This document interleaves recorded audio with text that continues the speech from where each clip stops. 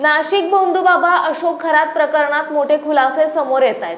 भोंदूबाबा अशोक खरात हा सध्या पोलिसांच्या ताब्यात असून पोलिसांकडून त्याची चौकशी करण्यात येते। या प्रकरणाने राज्यभरात खळबळ उडाली। या प्रकरणात नवनवीन माहिती समोर येते। आता नाशिकमध्ये अशोक खरात प्रकरणात तपासाला वेग आल्याचं पाहायला मिळतंय। SIT आणि नाशिक पोलिसांकडून संयुक्त तपास सुरू करण्यात येत आहे। अशोक खरात याच्यावर आतापर्यंत 11 गुन्हे दाखल झाले।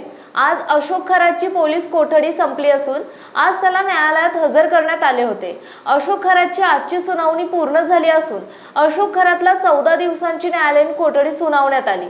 खरातला उद्या पुन्हा दुसऱ्या गुन्ह्यासाठी कोर्टात हजर करण्यात येणार असल्याची माहिती मिळत आहे। दुसऱ्या गुन्ह्यात अशोक खरातला पुन्हा उद्या कोर्टात हजर करण्यात येणार असून पोलीस कोठडीची मागणी करण्यात येते। सरकारी वकिलांनी पहिल्या गुन्ह्यात पोलीस कोठडी न मागता न्यायालयीन कोठडी देण्याची भूमिका मांडल्याने खरातला लगेच न्यायालयीन कोठडी सुनावण्यात आली असल्याची माहिती मिळत आहे।